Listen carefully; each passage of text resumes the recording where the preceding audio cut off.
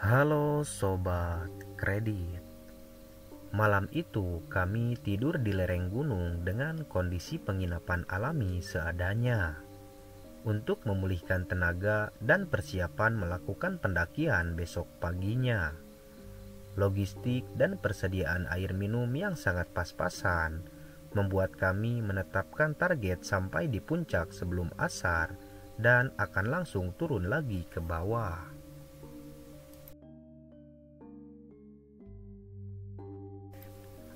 Menurut informasi, jika berada di puncak lewat asar, terdapat resiko angin badai yang cukup lumayan besar.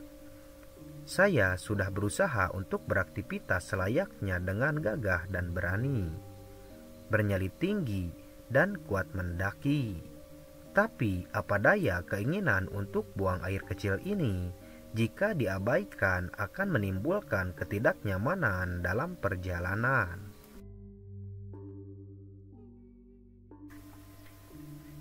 Masalahnya, setiap kami berada di bawah pohon, terdapat keunikan di rute Ciremai ini.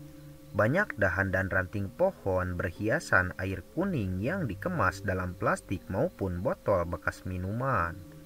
Banyak sekali, bahkan sampai berada di dahan yang letaknya di atas sekalipun.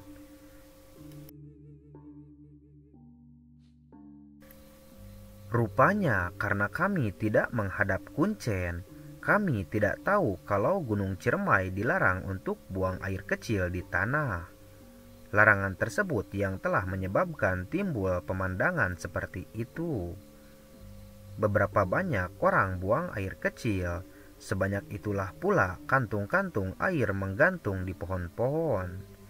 Tapi kami tetap saja pipis di tanah sebab selain gak bawa persediaan kantung plastik sebanyak itu, hal itu juga tahayul, kata Pak Ustadz.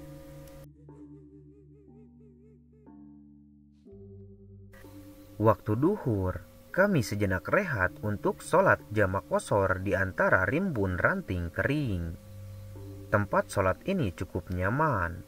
Di seberang sana terhalang hamparan langit dan awan yang luas dengan dataran Gunung Slamet yang terlihat jelas dan indah. Tidak ada yang tahu di antara kami bahwa konon tempat tadi itu adalah sarangnya harimau bermata satu. Makhluk itu konon tunggangan kebanggaan sekaligus sekutu dari Nini Pelet.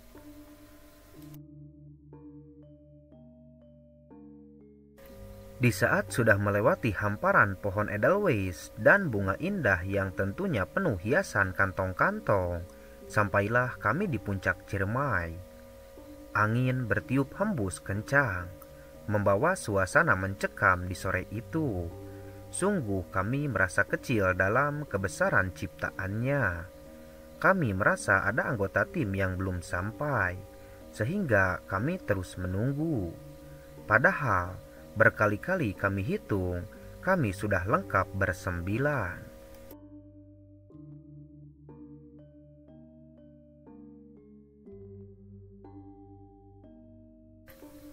Ketidaknyamanan angin besar menyerupai badai dan kondisi kawah Ciremai yang labil membuat kami segera turun.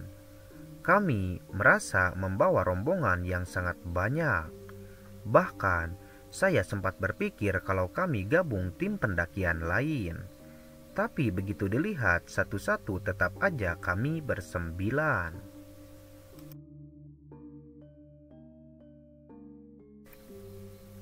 Kondisi pendakian membuat kami menunda waktu makan dan istirahat karena belum menemukan lereng yang agak landai dan aman dari sapuan badai pada saat itu. Keadaan ramai itu semakin terasa. Bahkan di ujung mata saya melihat berpasang-pasang sepatu selonjor. Saat beristighfar, karena penasaran saya langsung memastikan, tapi gak ada siapa-siapa lagi selain rombongan kami. Jadi berpasang-pasang sepatu Kets itu punya siapa? Kami melanjutkan perjalanan kami untuk menuruni gunung. Keadaan saat itu sudah malam. Senter dihemat, yang dinyalakan cuma satu saja. Ujur ketua rombongan. Saya yang di urutan pertama tak menghiraukan perintah itu, karena kegelapan menambah angker suasana jalan yang kami lalui.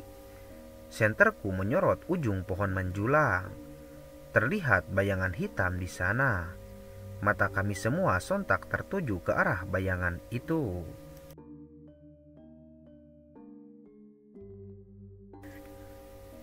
Di tengah ketegangan itu, seorang anggota pendaki di belakang berbicara dengan suara bergetar.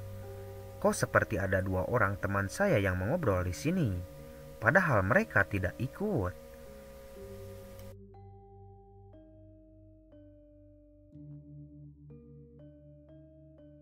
Suasana menjadi senyap lagi. Perasaan mencekam menegangkan. Kami bahkan sempat berputar-putar dan keluar jalur. Tidak menemukan jalur naik pada siang tadi. Ngerinya, konon di Ciremai kalau salah jalur kita bisa ketemu rombongan macan kumbang. Bulu kuduk kami tambah berdiri tanpa ada yang berani berkomentar. Kita istirahat sebentar, kata ketua rombongan mengingat halusinasi anggota rombongan sudah mulai gak karuan. Temanku duduk sambil setengah bergumam. Saya lihat teman saya pakai kerudung hijau.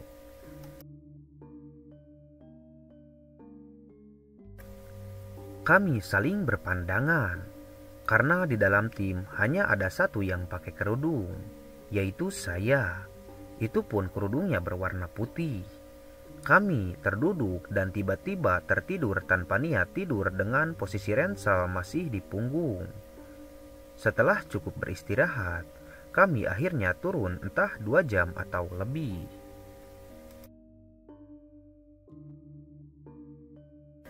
Kami segera mencari sumber air untuk sholat subuh yang sudah kesiangan. Dan akhirnya kami dapat melaksanakan sholat dan mandi di mata air yang ada tugu-tugu batunya. Konon katanya, batu-batu yang sempat dengan seenaknya kami duduki itu ternyata batu keramat tempat pertapaan Nini Pelet sekaligus tempat bertemunya tokoh ini dengan Sunan Bonang pada masa penyebaran Islam kepada pengikut penguasa sihir tersebut.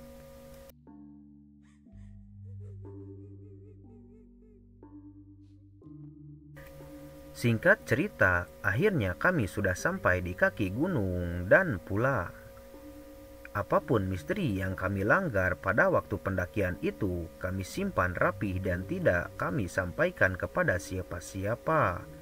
Kalau dipikir-pikir, ada untungnya juga tidak menghadap Kuncen karena akan diberi pembekalan tentang tempat-tempat keramat. Dan ratusan aturan tidak boleh dilanggar selama mendaki Gunung Ciremai.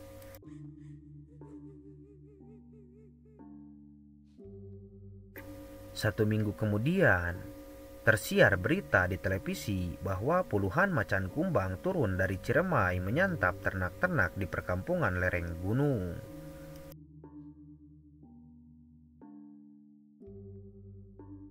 Dan untungnya, pada saat kami mendaki Gunung Ciremai, kami tidak menemukan satupun macan kumbang. Alhamdulillah, kami masih diberi keselamatan.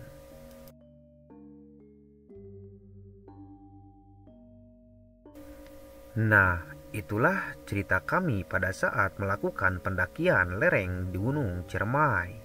Percaya atau percayanya Anda dengan cerita ini, itu kembali lagi kepada diri Anda masing-masing.